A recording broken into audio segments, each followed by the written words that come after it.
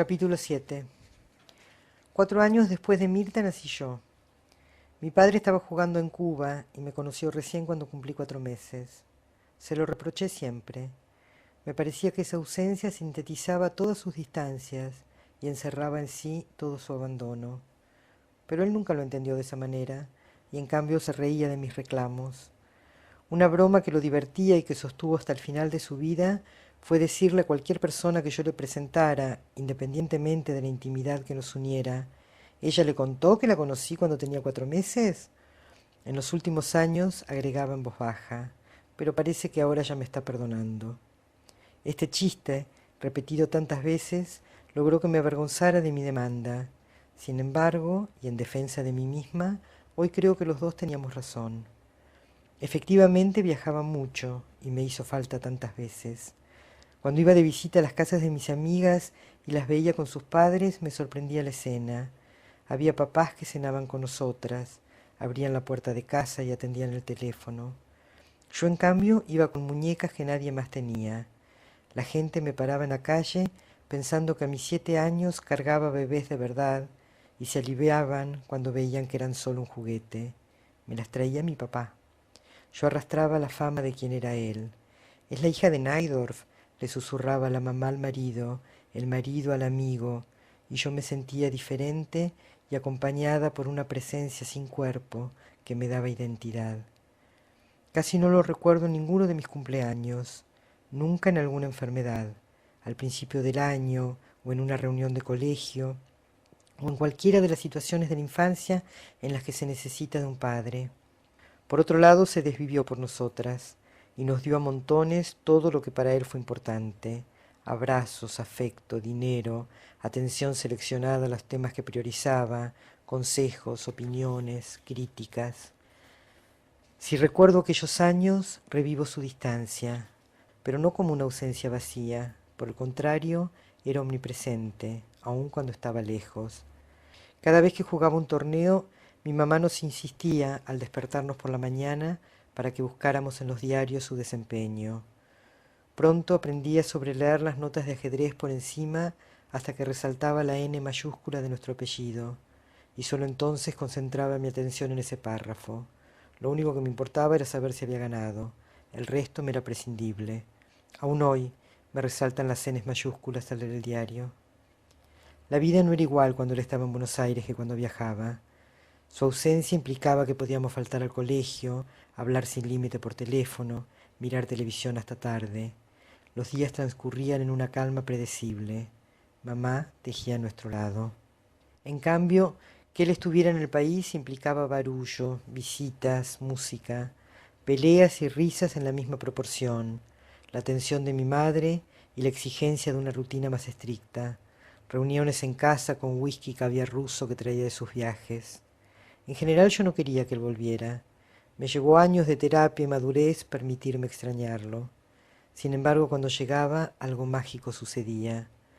Desde las valijas desbordantes de regalos hasta sus anécdotas de países y nombres legendarios, todo en él era eléctrico, distinto, cautivante, confuso y agotador, maravilloso. Muchas veces mi mamá lo acompañaba en sus viajes y entonces la vida se dividía entre la ausencia de ellos y su regreso. Cada vez que se iban, yo volvía del aeropuerto a un departamento vacío y oscuro que, pese a mis abuelos, Mirta, Servanda, los tíos, primas y toda la caterva de gente que se acercaba para acompañarnos, solo se iluminaba otra vez con su llegada. Durante años tuve el mundo escindido. De este lado de Seiza, mi casa, mi país, lo conocido. Del otro lado, la nada, un gran agujero negro en donde ellos desaparecían hasta su regreso para volver a perderlos en el siguiente viaje. Imposible imaginar en esa otra parte escenas, situaciones o cualquier cosa que me resultara familiar. Yo tendría 8 años, quizás 9, y él llegaba de Rusia. Fuimos a buscarlo. En el trayecto desde el aeropuerto comentó: «Ayer en Moscú». Me impactó escuchar que en Moscú también había sido ayer, o sea que el tiempo coexistía en todo el mundo. Cuando años después empecé a viajar, rellené con vivencias, olores, realidad, aquellos espacios negros de mi infancia. Así que acá estaban, pensaba al caminar por las calles de París, Acá venían, reflexionaban en el aeropuerto de Roma, así que esto es lo que había del otro lado de Seiza, en el otro extremo de la nada. Era un bon vivant, amaba la buena mesa, las cosas caras, no tanto el lujo como la comodidad. Creía en la vida ajustada al deseo y eso nos legó. Nos enseñó que la plata gastada en viajes es dinero invertido en conocimiento y nos alentó a recorrer y a descubrir. Él mismo se jactaba de conocer casi todo el mundo, con excepción de algunos países árabes y alguna que otra región de África. Repetía continuamente distintas máximas con respecto al dinero. 100 pesos son pocos para gastar y 1 peso es mucho para ganar, decía enojado cuando veía que no éramos cuidadosas. 1 millón no es nada y 1 peso es muchísimo. Ser pobre no es ninguna vergüenza, es solo un poco incómodo. Todo lo que se paga con plata es barato. La mortaja no tiene bolsillos. Un padre puede mantener a 1000 hijos, pero 1000 hijos no pueden mantener a un padre.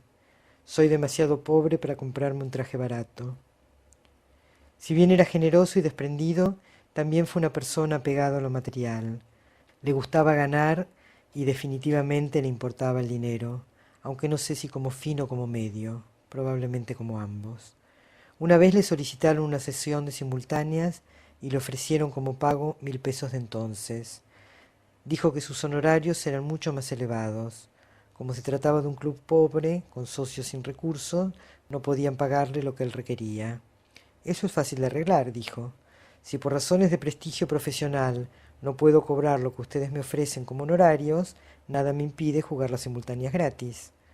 Otra vez estaba en Nueva York, un domingo en que no tenía nada que hacer y caminaba aburrido por el Central Park, cuando se encontró con un hombre que, sentado frente a un tablero, desafiaba a los paseantes a jugar por algunos dólares la partida. Mi padre aceptó el reto. ¿Juega bien?, preguntó el otro antes de empezar. Me defiendo. Mi papá ganó una partida, 2, 5. Después del último mate, el hombre comentó asombrado. Juega bien. Su estilo me hace acordar al de un gran ajedrecista, pero él no vive aquí, se llama Miguel Naidorf. Por supuesto, no solo no le cobró las partidas, sino que le invitó a comer. Le compró algunos cuadros, ya que se trataba de un pintor que aumentaba sus ingresos jugando en el Central Park, y comenzaron una relación que mantendrían por años. Además le preocupaba la estética, y nunca dejó de notar si engordábamos o no, si estábamos bien vestidas o si andábamos de estreno. Amaba la buena ropa y se enorgullecía siempre de su propia elegancia. Nunca, ni en los días de mayor tristeza, lo vi mal trazado o descuidado en su arreglo personal. Se lo podía ver deprimido, pero siempre impecable. Contaba que en uno de sus últimos viajes con Rita, su última esposa, estando en Israel, paraban en un hotel situado en medio del desierto, casi en el límite de la frontera con Jordania. Todas las tardes él se bañaba, se vestía con sus mejores ropas y se perfumaba con cuidado, antes de caminar hasta la línea divisoria para conversar con los soldados. ¿Para qué te arreglas tanto?, le preguntaba Rita. Para no perder la dignidad frente al espejo, respondía. Aunque esté decaído, sin fuerzas ni ganas, hay que bañarse, perfumarse y vestirse. El buen ánimo, si vuelve, solo se recupera después de vernos bien. Siguiendo la usanza de su tierra, se afeitaba las axilas, y fue él quien nos enseñó a depilarnos. De chica yo pensaba que eso era lo habitual, y me sorprendía muchísimo en la playa al ver el vello asomando bajo los brazos de los hombres. Si bien se sentía totalmente identificado con la tradición judía, nunca cumplió con sus rituales ni era una persona religiosa. Al acercarse a la vejez empezó a reconsiderar la idea de que quizás sí hubiera un Dios o que algo debe existir del otro lado, pero sin demasiada convicción. Sin embargo, y a pesar de su materialismo, era un ser con una conexión espiritual especialmente intensa. Su religiosidad se expresaba a través del juego, de la pasión con que vivía, del culto con el que honraba el deseo, de su lealtad a ser lo que era. Primero la idea, después la jugada, nos insistía con impaciencia, como un modo de indicarnos que tuviéramos en claro qué queríamos, hacia dónde íbamos, quiénes éramos. En cambio, nos hizo faltar otras cosas que seguramente tampoco él tuvo: confianza, comprensión, tolerancia hacia los errores, humildad. Como todos, hizo solo lo que pudo, y la verdad es que no pudo poco.